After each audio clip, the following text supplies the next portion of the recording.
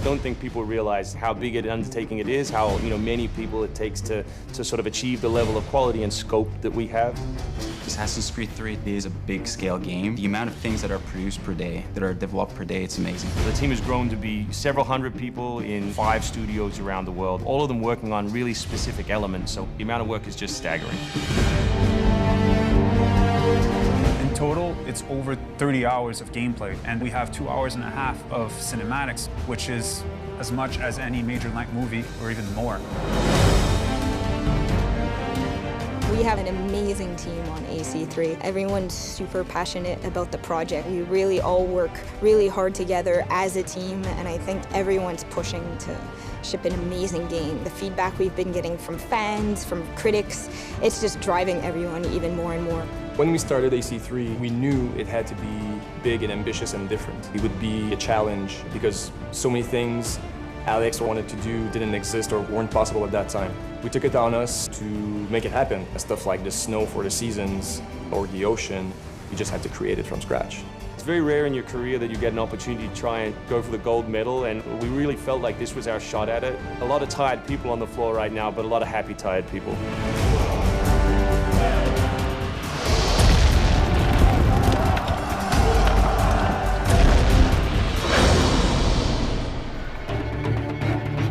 We've always tried to pick exciting periods in history, then drop the player in, so they're exploring that time as well as our fictional story.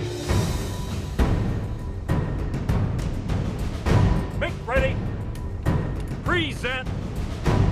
The American Revolution was a very pivotal time because the concept of self-government, as opposed to being governed by royals, it was very radical for the era.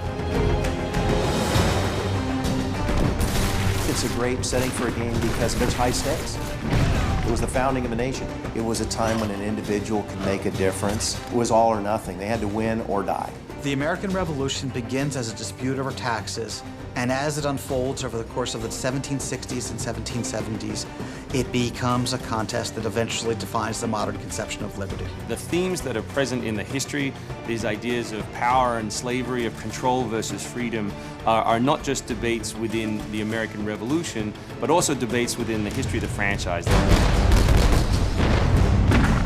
The Revolutionary War was an incredibly brutal experience.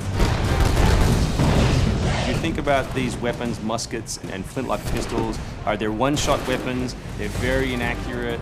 Cannonballs were ripping off limbs. This is something you just don't really hear about in the history books, and something we wanted to bring to life in the game. I think that the primary draw of the AC franchise is the fantasy of being an assassin. To be this guy that can sort of move in and out of public and private spaces, who has all of these different weapons and abilities at his command, that's part of the secret society. Connor is our new hero in Assassin's Creed 3. He's half British, half Mohawk. He's humble and more grounded to nature type of person. We did a lot of research into Native American culture. We've recorded dialogue in their native language. The main character, Radun Hagedum, he is half Ganyagehaga. He speaks Ganyageha. It's not a very book language, it's more oral. My job is to make sure that their intonation is good and their pronunciation is on. Excellent. I loved it. And we've tried very hard to reflect their culture as accurately as possible. His name, Radun Hagedum, it refers to a life that is scratched, meaning that he had to struggle to survive. Connor, as a hero, is someone who sees himself as a defender of the people. He's more inclined to justice than revenge. One thing to declare our independence. Now, my friend, we must make it so. Connor's goal is to assassinate key historical figures at major battles, at major events during the Revolution.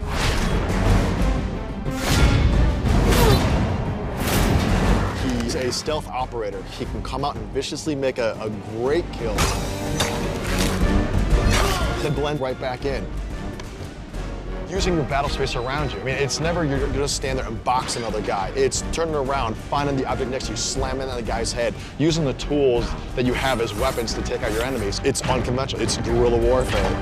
If George Washington would have had Connor on his team, he wouldn't have needed many other people.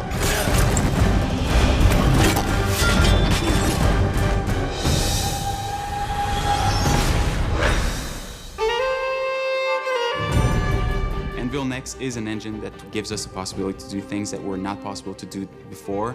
The weather system, the seasons, the formable snow, bigger worlds in general, the ocean. It's the sum of 3 years of improvements that we've built upon.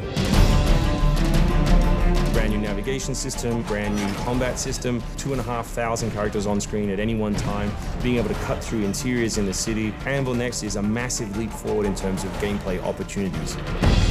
Cliffs, trees, climbable stuff, water. That was pretty exciting, but also very challenging. We've got the frontier. As well, we've got two of our major cities, Boston and New York. Once we dug up maps from the period, we tried to match street for street or major avenue for major avenue. We recreated Boston and New York at about 1:3 scale. We set out with crazy ambitions for this game, and with Anvil Next, it brings the experience to a whole new level. The fascinating thing for us is that we can bring history to life. We can actually make it a place that's explorable and vibrant and real. We hope we're offering by far the biggest and best Assassins yet.